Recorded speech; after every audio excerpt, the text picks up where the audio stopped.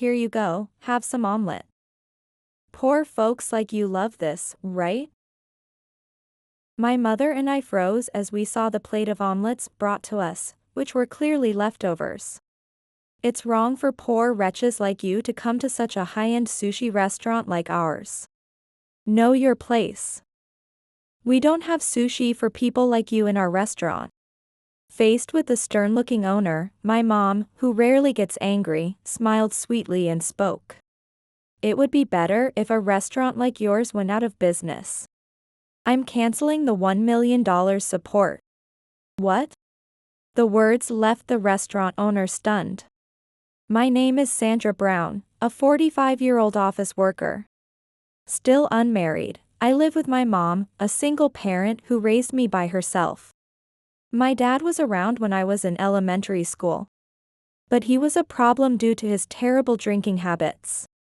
When the beer ran out, he would instantly become irritable and start rampaging. I don't know how many times he was harsh to my mom.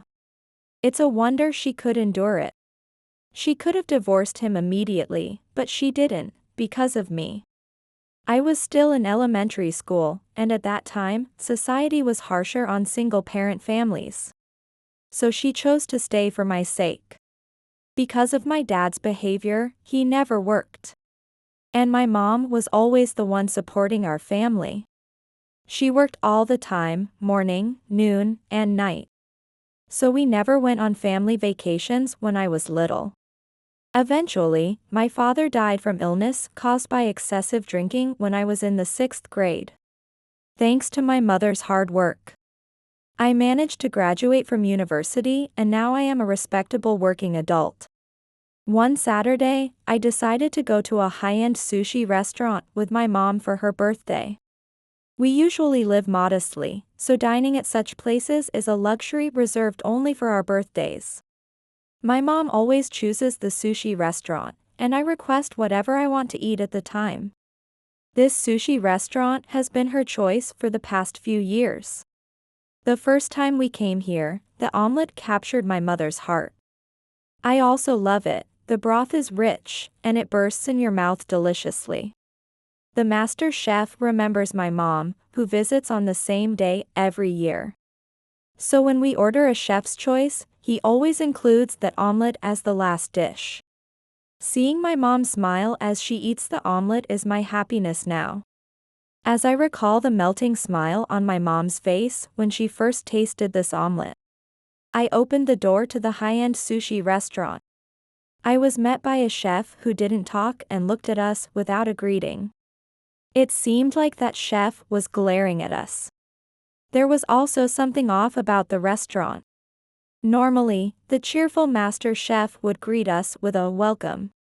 But he was nowhere to be seen. So, I said to the chef, I have a reservation for 7 p.m. under the name Brown. The chef then looked over the reservation list and said with a puzzled expression, Yes, I see your reservation, but are you sure you're at the right restaurant? This isn't a place you can afford. I was irritated by her words. Sure, my mom and I save money, so our clothes aren't all high-end brands. But we dress cleanly and don't look like we deserve to be turned away. We come here every year for my mom's birthday, so we're familiar with the prices. Where is the master chef? If he were here, he would remember us. I said this while looking around the restaurant for the master chef, James. However, no matter how much I looked, I couldn't find him, only 3 other chefs. Including the rude chef in front of me, I didn't recognize any faces. The interior was the same as last year, yet it felt like a different world. The chef then said nonchalantly, I'm the master chef now, Tony. James retired recently. What do you mean? I asked in surprise. James was a good-natured man. He was fast at making sushi, yet delicate in texture. I wasn't much for sushi generally, but I couldn't stop eating his sushi. James always seemed happy making sushi, so I couldn't believe he had left the restaurant. James had to quit because of an issue. There was a piece of plastic found in one of the sushi he made. Tony said this with a calm face. That's unbelievable. My mother looked incredulous. She had trusted James that much. Now that you know, can you please leave quickly? Tony told my mother and me very rudely. I was angered by Tony's attitude. It's unacceptable to treat us like this when we have a reservation. We're customers, you know. Please take us to our table right away. I mentioned that we'd like to have the chef's choice when I made the phone reservation. As I said this to Tony, he made an annoyed face and said, Then go sit over there. He pointed to the most remote seat at the counter. What's with him? He's incredibly rude. Sorry, Mom. If I had known James was no longer here, I would have. I apologized to my mom while being frustrated by Tony's terrible attitude. As long as I can eat that omelette, I'm fine. My mom smiled gently. Her calm demeanor completely diffused my irritation. She's always like this. I've never seen my mom get angry, and she's such a generous person. That's why I respect her so much and want to be like her. If the taste and quality of the omelette has dropped, let's stop coming here.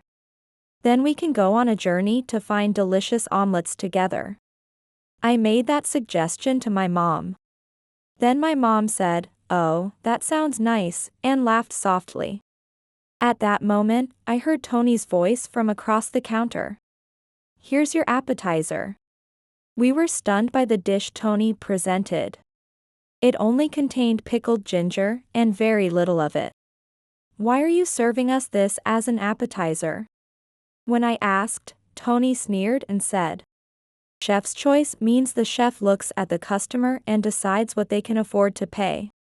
And serves accordingly. But you both look broke and like you don't have money, right? I'm just trying to make it cheap for you. Angered by Tony's words, I snapped back. I've brought enough money, okay? Quit looking down on us. Serve us something that matches the quality of this restaurant. I spoke to Tony with a bit of a firmer tone. I'm trying to be considerate here. Well, whatever. Tony didn't seem to care about my complaint at all and responded nonchalantly. The food he continued to serve was appalling. The soup we were served had no ingredients, it was just hot water. When we thought we were getting fish stew, there was no meat, nothing to eat. Tony was serving dishes that were unfit to be considered food. Even my mom was shocked by this. I couldn't stand it any longer and stood up, intending to take my mom outside. Mom. This is unbearable. It's beyond bad, it's horrible. Let's leave this place. I'll find another restaurant, and we can come back another day, okay? But, my mom softly smiled and said, But I do want to eat the omelette. Can I at least order that before we go? It seems I underestimated how much my mom loved that omelette. James used to serve her favorite omelette at the end of the chef's choice. But with the way things were going, it seemed unlikely that Tony would do the same. Reluctantly, I sat back down and addressed Tony. Can we have just the omelette as a single dish? After eating that, we'll leave. When I said this, Tony looked as if he was thinking, finally, they're leaving. He must have really wanted us out of the restaurant. After waiting for 15 minutes, Tony placed a plate with an omelette in front of my mother. Here you go, this is the omelette. Poor people like you love this, right? My mom and I were stunned to see the omelette on the plate, seemingly leftovers. There were clear bite marks on the omelette. Parts of it were faintly brown, as if someone had dipped it in soy sauce. And the grated radish that should have accompanied it was all messed up. What is this? Does this restaurant serve leftovers to its customers? Isn't that a health hazard? I pointed this out loudly, not caring that other chefs were startled and looking our way. Tony's attitude was just too awful. But Tony laughed mockingly and said, "It's your fault for such lowly poor people coming to such a high-end sushi restaurant. Can't you understand your place? We don't have sushi for someone like you." I turned to my mom, outraged by Tony's rude behavior. "Mom, let's leave this terrible restaurant. I never want to come back." As if to add insult to injury, Tony said smirkingly, "If you're leaving, please pay first. The chef's choice course for two is $400. Oh, and there's an extra charge for the omelette and your seats, so that makes it $500. Are you serious?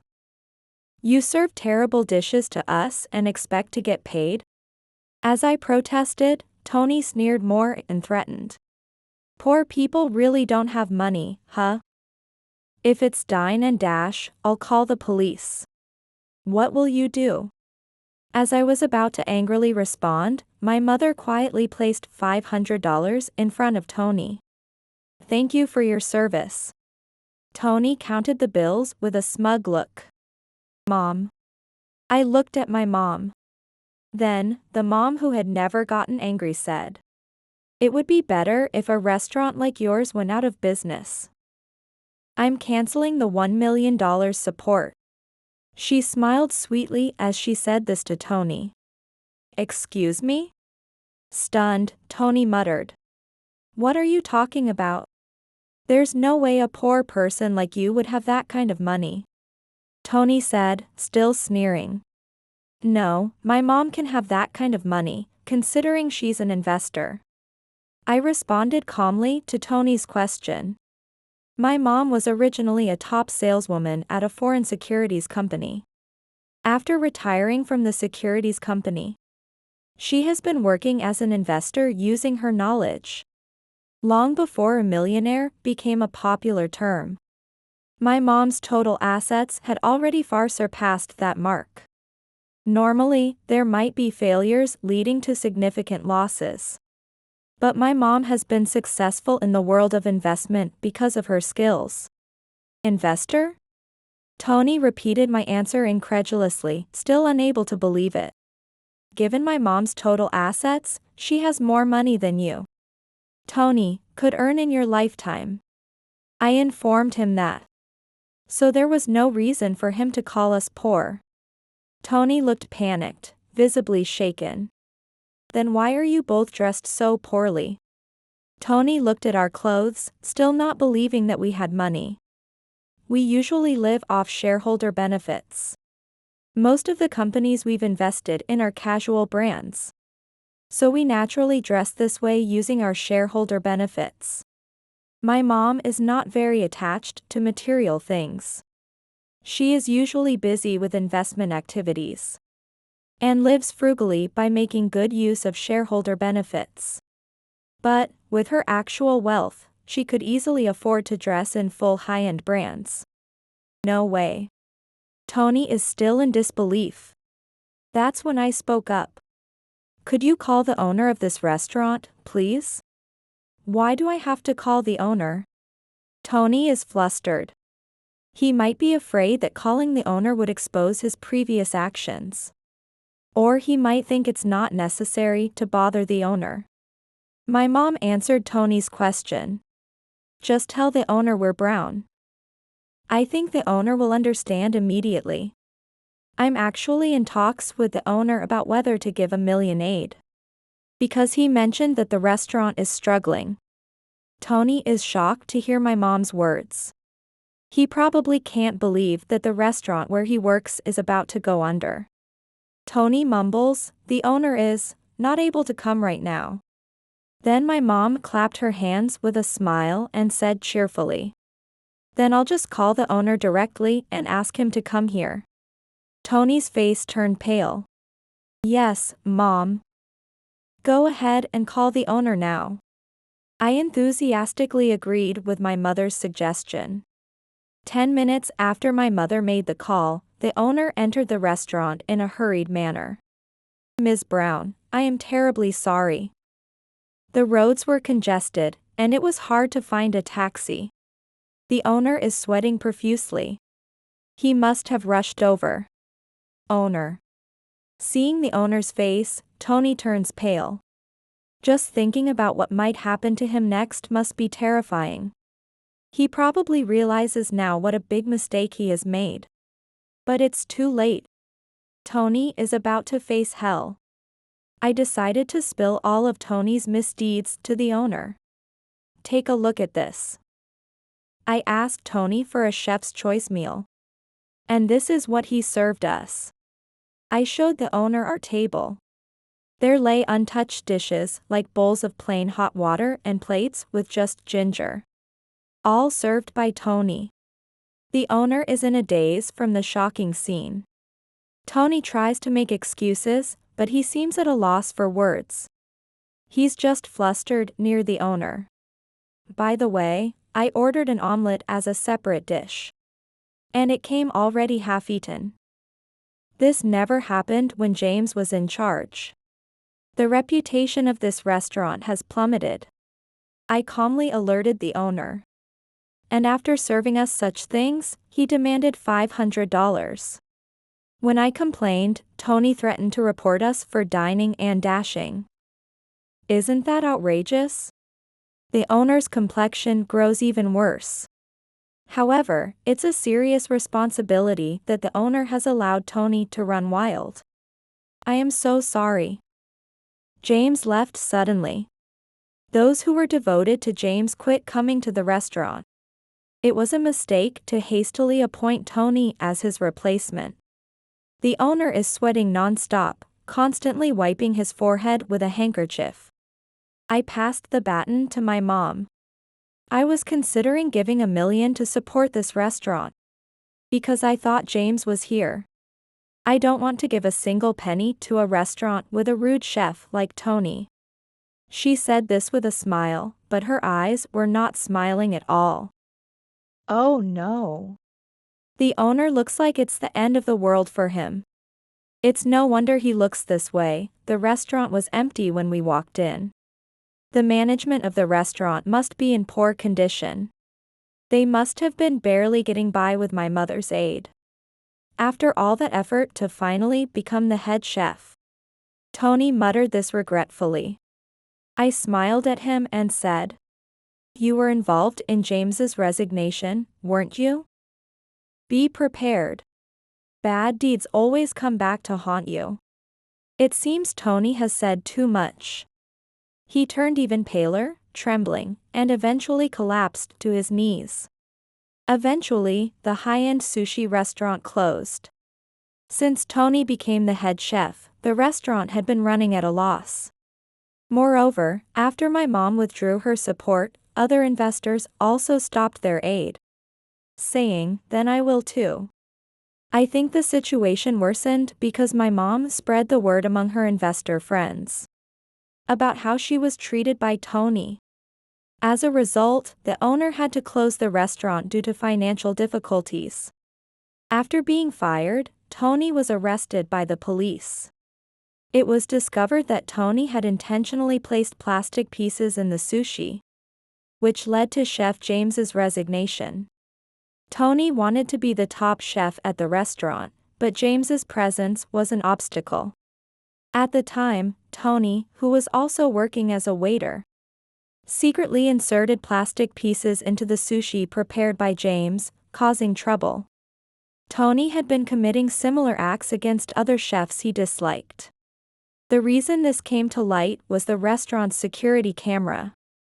Decisive footage remained on the security camera, leading to this discovery. The reason the owner hadn't noticed until now was simply that he hadn't checked. The owner had been informed that Chef James resigned over the plastic piece incident. But he thought it was just an accident. The owner manages multiple restaurants. So he couldn't focus exclusively on Tony's sushi restaurant. Because of this incident, the owner is suing Tony for damages. It's only natural since one of his restaurants has closed. However, since Tony is currently in jail and has been fired from the restaurant, he has no way to earn money. Surely, he will face a debt hell after being released. Since then, my mom has found new joy. When she says, "Chef, one omelette, please." James, who is no longer a chef, smiles awkwardly and says, "I'm not a chef anymore, Ms. Brown." James has actually opened a new takeout shop of his own. The signature menu item is the omelette dish, which has become the most popular dish. Since then, my mom and I have been searching for James. I actually work at a detective agency, and I used all the skills I've developed there to find him. Eventually, I found James working at the bottom of a restaurant. The moment we found him, my mom offered, "Why don't you start a business with my investment?" Together with my mom, James started the takeout shop. He started the takeout shop because he wanted to offer delicious food casually to a variety of people. James is currently single, and there seems to be a good chemistry between him and my mom. Watching them get along so well, I felt really happy. I hope these fun days continue, that's my wish.